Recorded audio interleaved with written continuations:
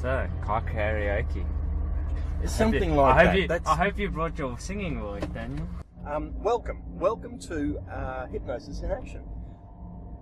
I am Stephen Anderson, I am the Outback Hypnotist, and we are going Smartie trekking. This is Daniel, and I can't pronounce your last name. That's a Afrikaan last name or something, isn't it? It is, yes. How do you pronounce that? So the proper way to pronounce it is Pretorius. See, that's why I can't put a W in the middle of a word like that. There's no W in the word. Didn't Pretorius? Pretorius. Okay, cool. Does anyone actually get it right? Most South Africans get it right. Right. I've had one or two Australians get it right. Right. But generally, we just say Pretorius, which is the English version of it. Yep. If you just say Pretorius. So, yeah, it's pretty simple. Okay. But that's not the right pronunciation. It's actually German. Okay. Yeah. So if you think Pretorius. Okay, if you can throw a German accent into it, you're there. Something like that. It's a cake. So Daniel, the reason I have started playing this little game, this Hypnosis in Action game, is because I believe that most people hypnotise themselves every day. And most of us do it the wrong way. So I go in search of people who I see as either being leaders or on their way to being leaders and try and work out what they are doing differently to the rest of us commoners. Yeah. Okay. Commoners. Yeah. So you, in your business, or one of your businesses, because you have several, don't you? I've got a few things going on, yeah. Got a few things going on. So one of your businesses is where you hold events where you get impressive people to speak to lots of other people. That's right. So you meet the type of people that I want sitting in this car. Yeah. And I'm guessing that you are the type of people that I want sitting in this car. So, because we really don't know each other very well, which is actually exactly what I'm looking for. Okay, that's good. Because it's like a lesson for me on listening. And that's something, again, that most people don't do. So tell us your story. Obviously from South Africa. Yeah, from South Africa. Yeah, so I was born in South Africa, came over to Australia when I was fairly young, 11 with my parents. So, okay. And you haven't lost much of your accent? Well, when I first came to Australia, pretty much no one could understand me. It was really difficult to talk, so I almost lost my sense of humour, my character, because I just stopped talking. And then people eventually started getting to understand me after about a year. So you can imagine how strong it was when I first came over. And yeah, I think I guess I picked up a lot more when I started in business. After school, starting business, I had a lot of South African clients. And when you hang around people with a particular accent, especially when it's your home accent, it gets stronger, like this rain. We need it. Yeah, we do. Okay, so that's interesting. As a youngster, you came to town, but when you grew up, you were still drawn back to the people from your home country to work with. I wouldn't say I was drawn to them. I think, birds of the same flock stick together. Yep. In a sense, I had common ground. The easiest way to build a network is to build a network with people with common ground. That's why you have these Facebook groups where you have a lot of people who are into fitness. Yep. And they all come together. Yep. So common ground for me was South African, and so that helped build that relationship, and from that network and the relationships, then you can sell your service and products. Okay. So it sort of just ended up that way because of the common ground we had. Okay. Yeah. Okay. Cool. Working in this first business, because it sounds to me by the way you're talking that this first business, you're pretty much a born entrepreneur as such. Am I right? Did you go straight into business from school, or no? So I guessed wrong. Not quite. Well, yes and no, right? Yeah. So my first business, technically, in a sense, was when I was in grade 2. I was selling those old spinning tops that you put the string on them Yep. and then you throw them. That was a big thing in primary school, and I saw an opportunity to go buy it and sell it for twice as much. Right. They could have bought it as well because it was just from the store across the road Right. of the school. But so that was probably my first little business. In high school, I wanted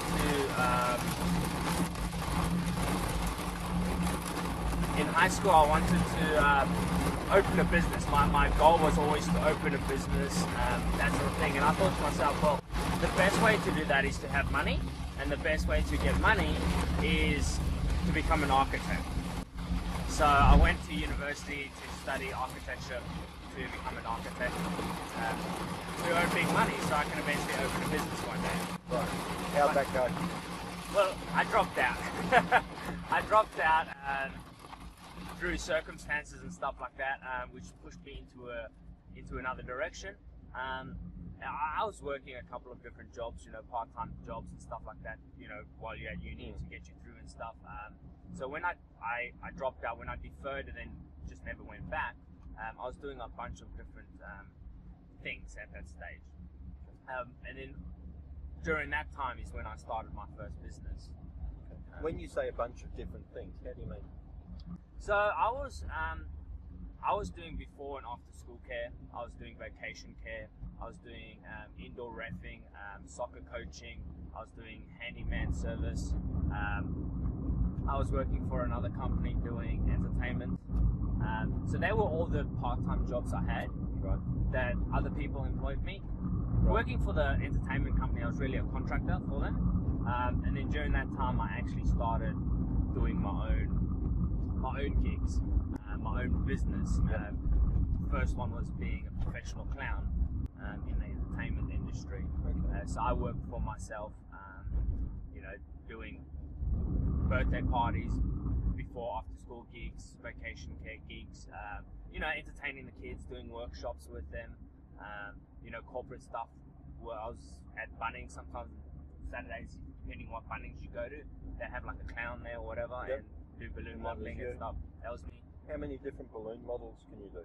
At the height of my my peak, I could do about 26 different model things. Okay. I also did a dress, made a dress once for like a fashion. A balloon fashion model dress. balloon model dress, yes. So Did that go across well? it was really cool. Yeah, it was cool. It was good. It was a white dress, and then part of the whole thing is I also had to go out on stage and kind of do a performance with the model who was wearing the dress.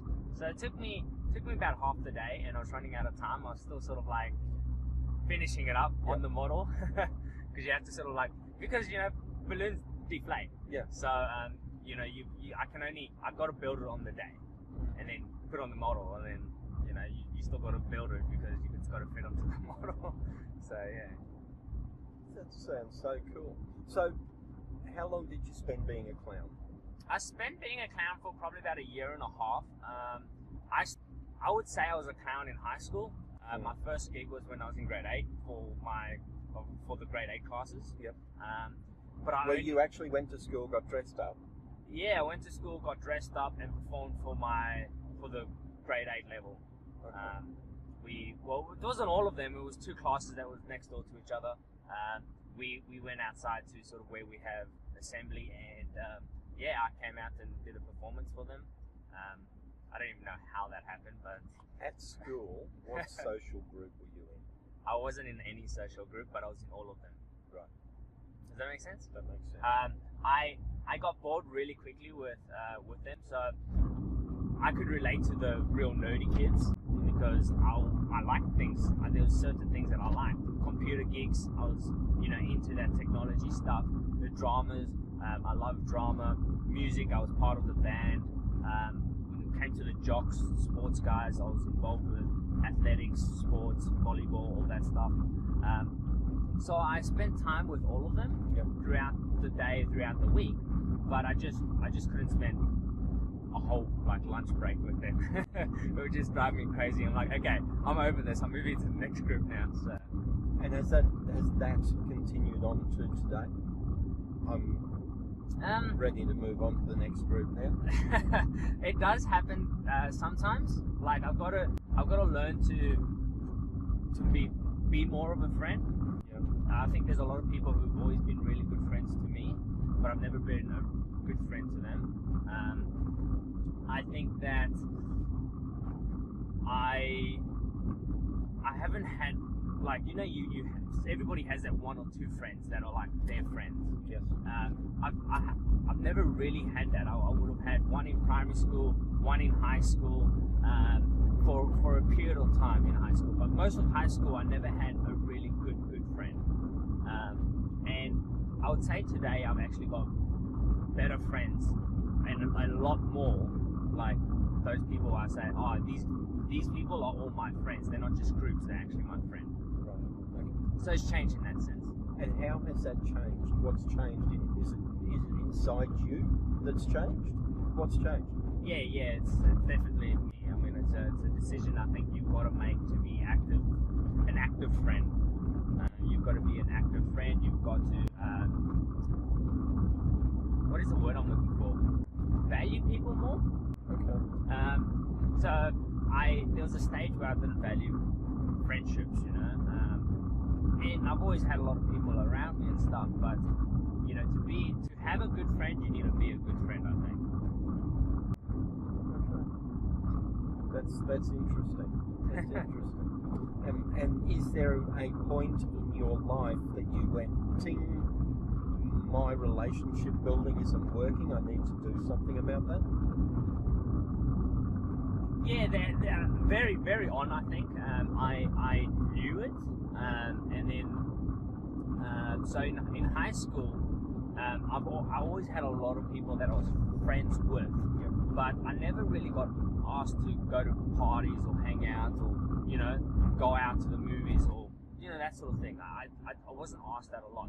And I thought to myself in high school, why do people not ask me? And I realized that, you know, I've got to ask people as well. I can't just expect people to be the first one to make the move. I've got to make the move. And if no one ever makes the move, at least I make moves. And so that way, things would happen. There are people out there that it seems are just asked to everywhere. What do you think they've got? I have no idea. Like,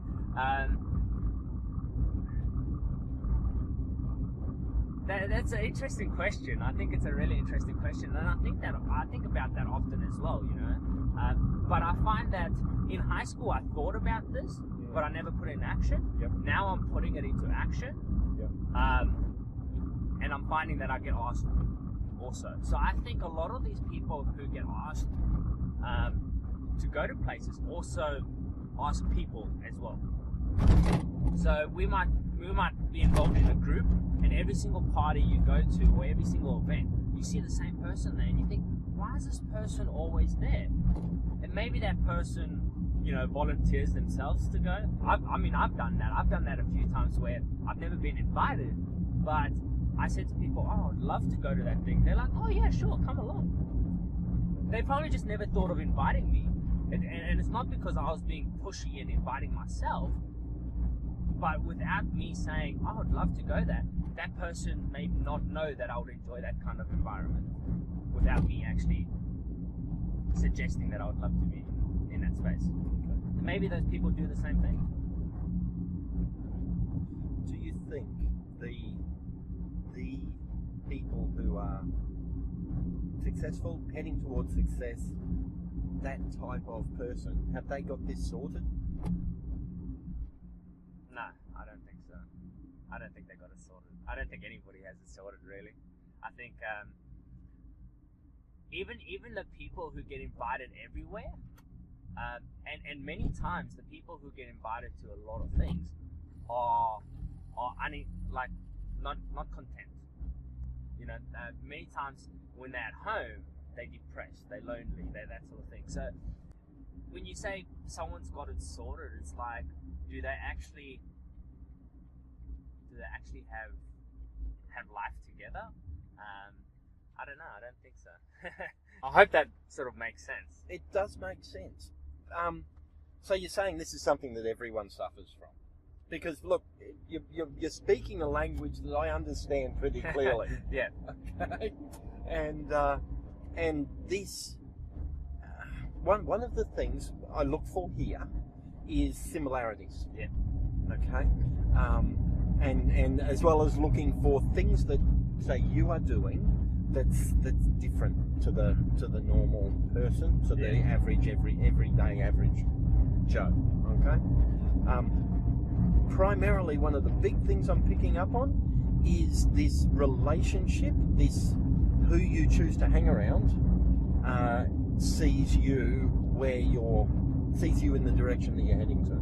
Okay, the old Brian Tracy's you are the average of the 5 people that's around you. Yeah. And it's standing out fairly clearly with most of the people I've spoken to. Okay. But the interest, but what you've just brought up there, that it seems a lot of us really don't have it down. A lot of us are very insecure about it, in your opinion. Oh yeah, it comes down to the thing, like, I'll take it a little bit somewhere else a little bit, yeah. Cool. There's two things I want to say. One is professionals, those people who we see as experts. Yes. I've often spoken to them, and one of the things they say is they freak out every single day. And I think I have the same, and I think everybody does, that someone's going to know that we are fraud, that we're fake, that we know nothing, you know?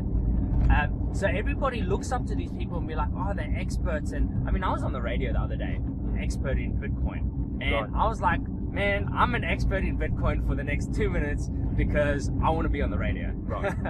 I know less than like most people about it, but I knew a lot more than all the listeners. Yeah. So in their view, I was an expert. But I'm sitting there thinking, well, what if someone hears and hears that I say something that's incorrect, and they know more information about it than I do. So I've got this like this scared mentality of being caught out, and I think most experts have that. And I do believe that there's a point where you realize, like Tony Robbins, I mean, I think he knows stuff, you know. Yeah. But until you get there, you freak out that someone's going to be like, oh, you know. Okay. When do you get there?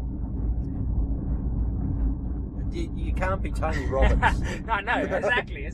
So, but even he, I've heard times where he says that he still gets nervous sometimes when he goes on stage. Yeah.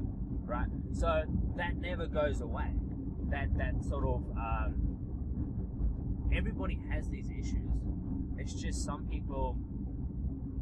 Like another thing that I find really interesting, and which I want to almost take as a cause and argue this statement, is almost every single speaker that you find, public speaker, that goes on stage, the one thing they will all say is, I am an introvert. They always say, I'm an introvert, or I was an introvert. Okay. Well, no, and you want to take that to task? I want to take that to basically, because the thing is, they all turn around and say, I'm an introvert, but these are learned skills. Right. And it's like, yes, we're all introverts, and we're all extroverts. It's your choice which one you're going to put on, like as in a persona, like a character. Like, okay, so where do you fit on that scale? So, because I think it's a scale. Yes, so I think when I was small, I was I didn't want to get on stage. I didn't want to do anything, right? I made a decision that I was going to go out and I was going to be bold and I was going to take things before they happen. And one of the main reasons for that was because of spelling. Like, I didn't want to feel like a fool anymore when I spelled words wrong. Right. So I accepted that I would spell the word wrong before I spelled it wrong. Right? And for me to do that, I had to become bold. I had to become an extrovert and acknowledge, be like, hey, does anybody know how to spell toilet? You know? Because I only learned how to spell toilet when I was in grade 12. Right. Like, before that, I would spell it wrong. And I made a point of learning to spell it correctly. But for me to overcome... Generally, you don't see that word. Generally, it says male or female.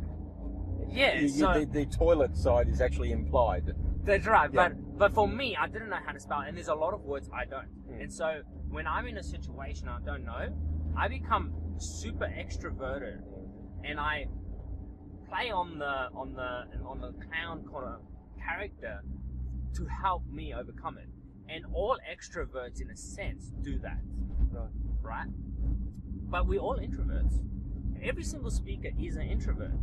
But every single person who turns around and says, "Oh, I'm an introvert," is actually an extrovert. If you put them in a situation where they're 100% comfortable, they'll be an extrovert. Put them at home where they're arguing with their mother, this introvert all of a sudden is an extrovert with their mother because they're in an environment where they're really comfortable.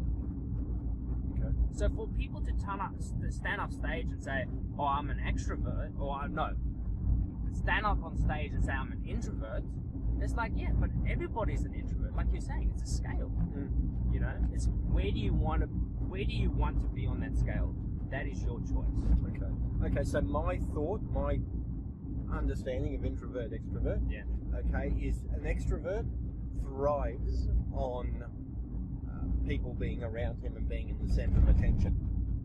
Okay, an introvert, and when I say thrives, it actually they enjoy it.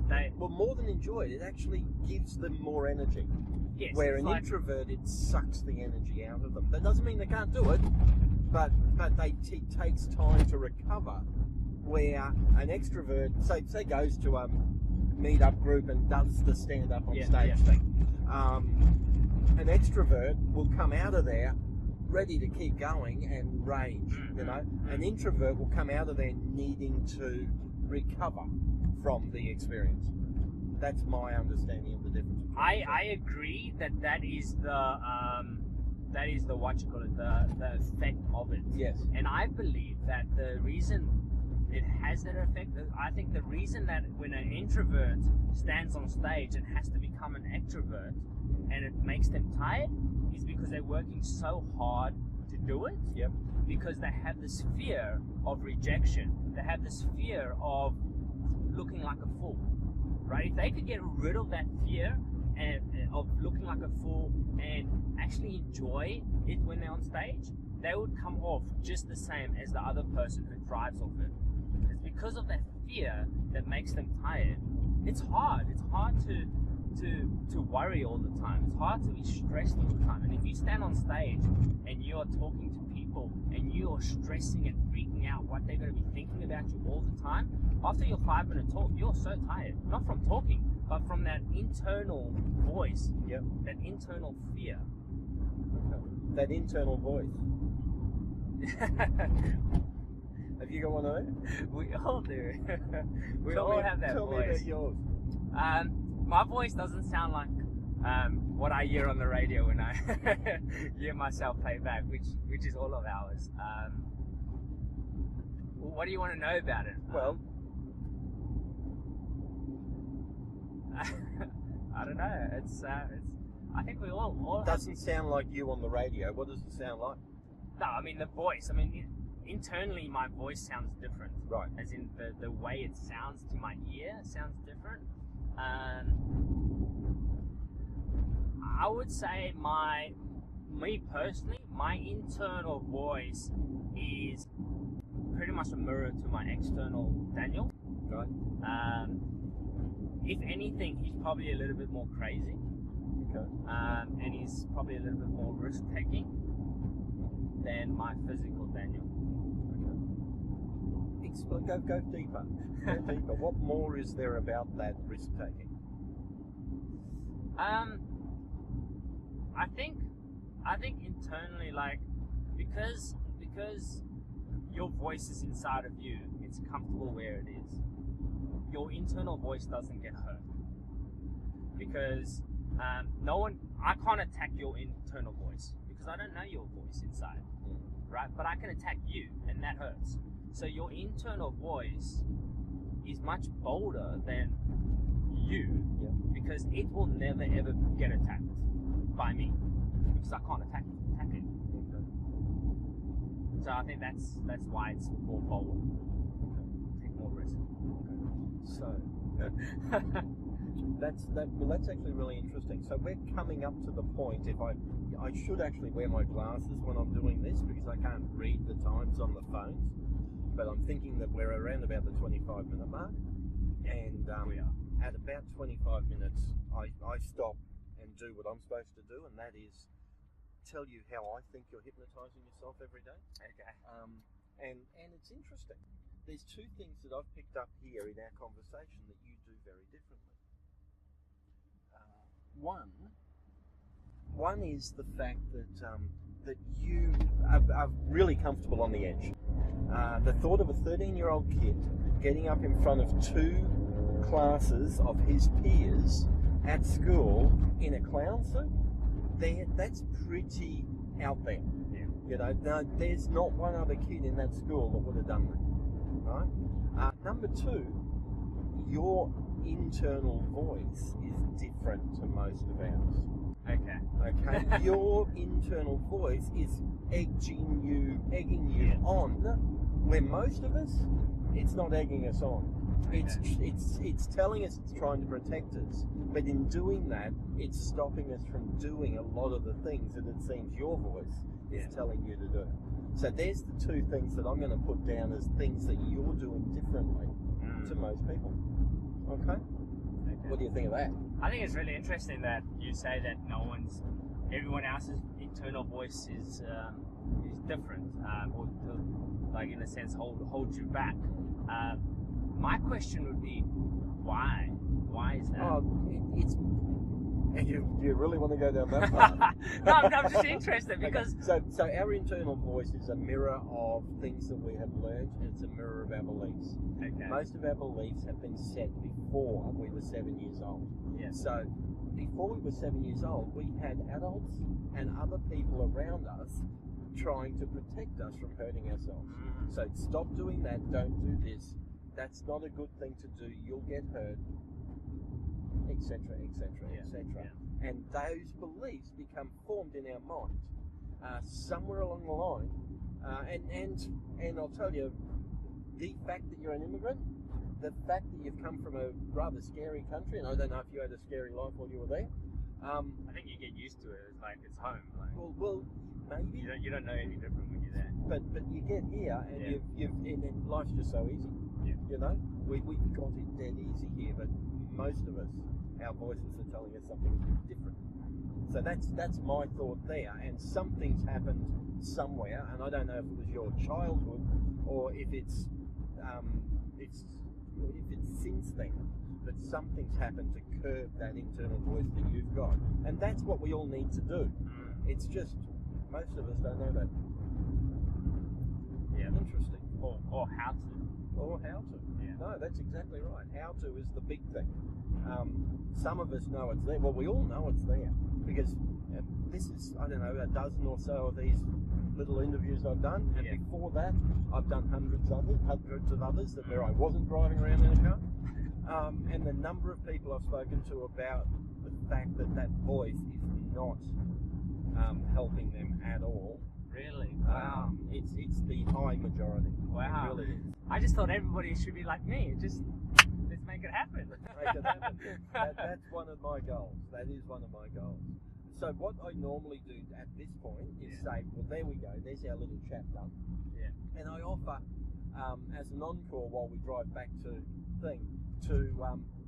help with, hypnotically help with anything you want to change. But it's sounding to me like you're pretty much in the right direction. Is there anything you want to change? Do you want to do a little process or two? Not really. Not really? Didn't think so. So then keep going. Tell me more about you.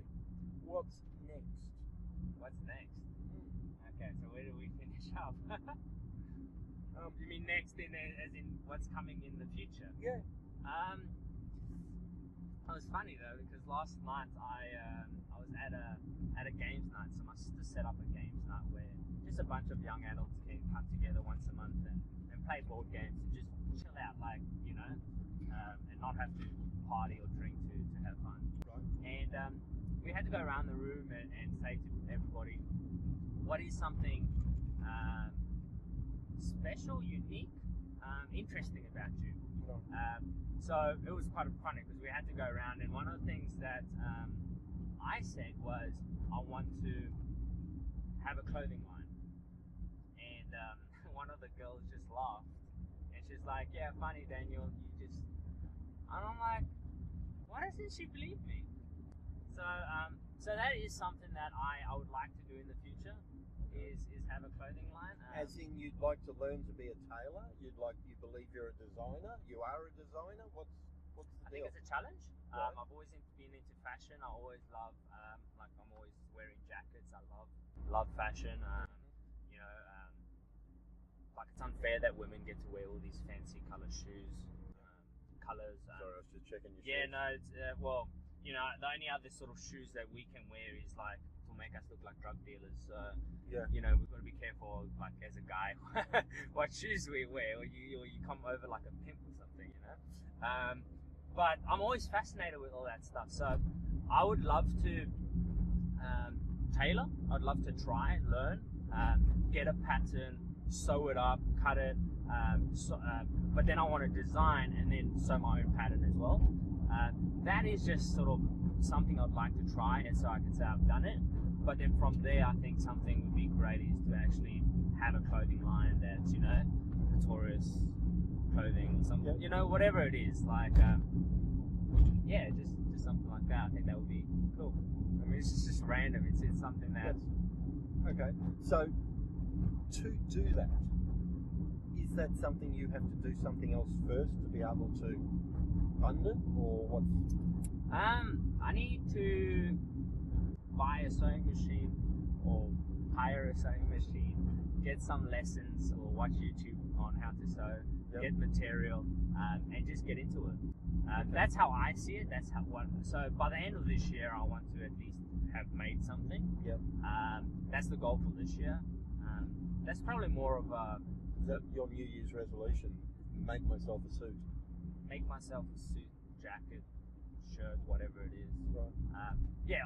End result is making a jacket. Like, because apparently, like, I've spoken to other people and they're like, start with t-shirts, pants, easy stuff. You can't. The response was, no, you can't make a jacket. And I'm like, why? They're like, because it's really hard. I'm like, so why can't I make it? But just because you can't. And I'm just like, surely I can. Surely I can learn. But yeah, so Project Runway, which is a fashion show, they don't make any guy clothes on there. It's all like dresses and female stuff. Well, very rarely do they make male clothes, because the tailoring in a jacket is so difficult that it's something that you do when you get to that high level. But yes, I would like to do that. Interesting. Because it's a challenge. Are you? So this is taking me back to our conversation a few minutes ago. Yeah. You last night experienced what our internal heads are saying. But it was an external thing. Yeah, but that's inside their heads. That's the way they're talking to themselves. Yeah. So where they're saying to you, "Oh no, you can't do that." Yeah. "Oh no, you can't do that." That's what a lot of people are feeling and are hearing inside their own minds, and that is their fallback. Their fallback is, "Oh no, that's not normal. We wouldn't know. That must be dangerous. We won't do that." You know. Yeah. And that's so you're experiencing it. You're seeing it, but you're just not recognising it. Okay. So how are things I'm just going? blocking it. How are things going for you now? Now, in what sense? In life. In life, it's interesting. I mean, I've had a super interesting journey. With last year was a super quiet year for me. Even though when I speak to people, they're like, you did quite a lot. But for me personally, it was a quiet year. I read a lot. I reflected a lot. I journaled a lot. You know, it was a quiet year. Previous to that, I was running a couple of businesses. I closed that. So last year was a challenge. It was a challenge on, you know, looking at yourself, reflecting, and changing those bad points of Daniel.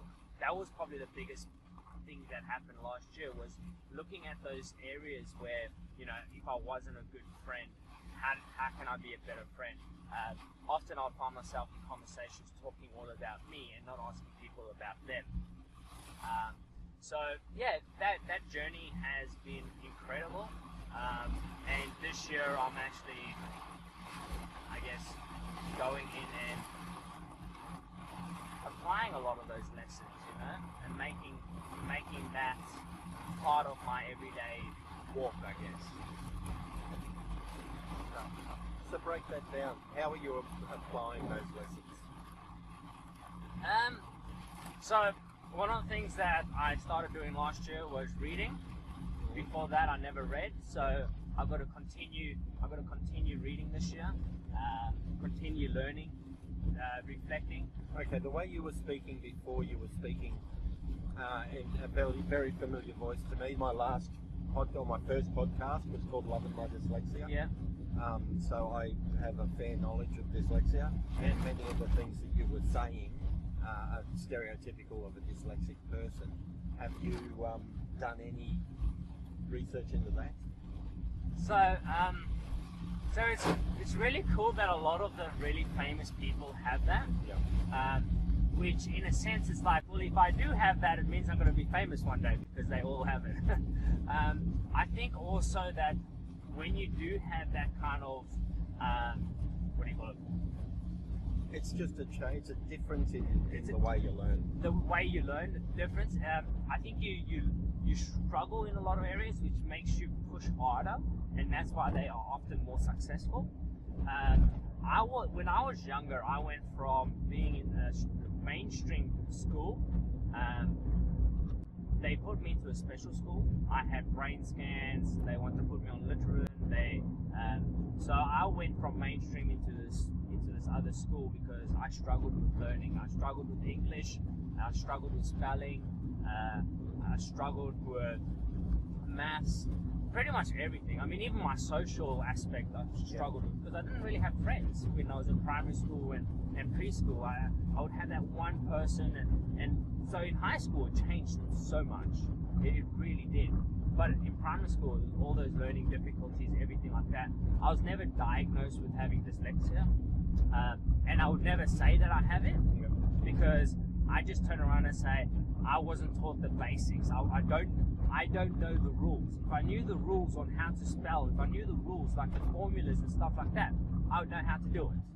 So I just turn around and say, well, I wasn't taught those things. Doesn't mean I've got dyslexia. Yeah. One of the things that show people that you have dyslexia is the fact that you can't actually say that word, which I struggle with. So, in a sense, that's actually absolute bullshit.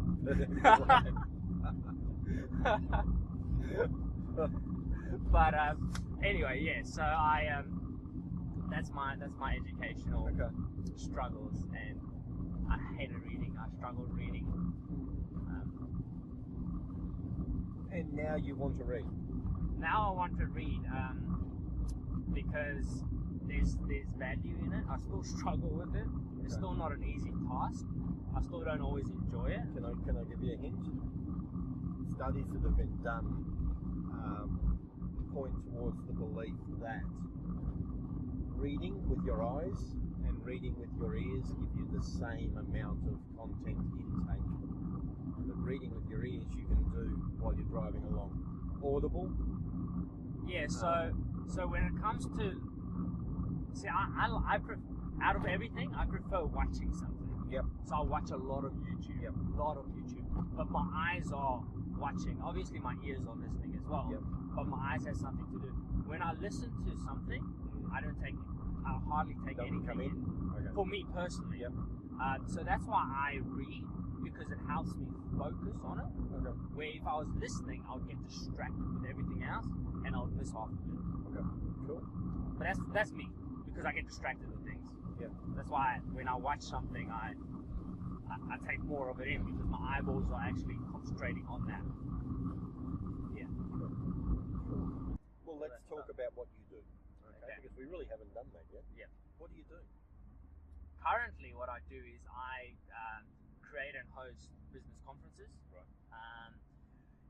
And the main reason for me to do that, which I think a lot of people are missing the whole point is for me it's all about scaling businesses. So I've got the passion for businesses, especially in the local area, to gain the knowledge, to be able to better themselves, better the business, because ultimately the end result is to better the community. If the businesses in the area are thriving, and they are able to put back into the community, that's the key. But without that information, without that knowledge, without that, those lessons, how are they going to do that? And just bring everybody together. So that's my intent with the conferences. So how does a conference do that? I think having a group of people who want to learn and engage, and bringing them into one room makes them all feel like they're part of the same thing, same journey. I guess my responsibility is to share a vision, and get them on board with the vision and take them along that journey. And then the people who are in the room, the speakers, will be able to equip them to be able to fulfill that vision for themselves as well as the community. Describe that vision. So I have a vision for the city of Redlands, which is where I live, and that vision is really to get people to come to the community, into that city, because a lot of people have never been to the Redlands. They know of the Redlands, or they've been there once, but there's nothing really there for people. And so, changing the infrastructure is a big thing for me. It's a big thing on my heart. Changing the roads, changing the buildings, changing the entertainment that is in the Redlands. What do you do on a Friday, Saturday night? Most of the time you have to leave the Redlands to be able to do something, and that comes down to infrastructure as well, not just businesses. But if you have to have the actual physical thing in place for people to go to. So let's say putt-putt, you need the infrastructure of a putt-putt game, for people to go there. And then obviously you need the business to run and operate that and be successful in that. And I think with all that infrastructure and with all that growth that a community can have and attract people from outside, you can really change things from primary school to people who are 80. You're able to see what issues are in there. There's no point seeing issues in the community for young kids and for older people, but you have no infrastructure and you've got no capital finance or anything behind the community to be able to support them. Because we know that there's problems there, but how do you fix it without having a stable economy within an area? Big stuff for a conference of small business people to start tackling. I think all great things start somewhere, and it's got to start somewhere. I don't know how we're gonna get there, but I think the best way to get there is to take one foot forward. How many people are? I originally wanted 200 people in the room, yep. But through setting it up and going through the process of marketing, speakers, just putting everything together, I learned so much stuff that I wished I knew before I actually set it up. Yep. Because it would have given it a better boost. So now I'm looking at getting about 60 to 100 people for the first conference. If I can get 60, I'll still be super, super happy. If I get 100, I'll be ecstatic, especially for the first one. But in the future, I'm definitely looking at having a powerful room of about 200 people. You don't really need more than that, but if you have a powerful room, you go to like other conferences and other events like Success Resources, and they've got 1,500 people in the room, and they had like Gary Vee. It was great. It was great to have that, but there wasn't that community. There wasn't that impact. There wasn't that what do you call it? Not value. I mean, it was value, but ultimate value. So I'm wanting to have a room where it's ultimate value and ultimate purpose being there. So I'm not looking for hundreds and thousands of people. I'm just, each time I have an event, I want key people in the room. Those people who really want to scale, really want to make a difference. Cool.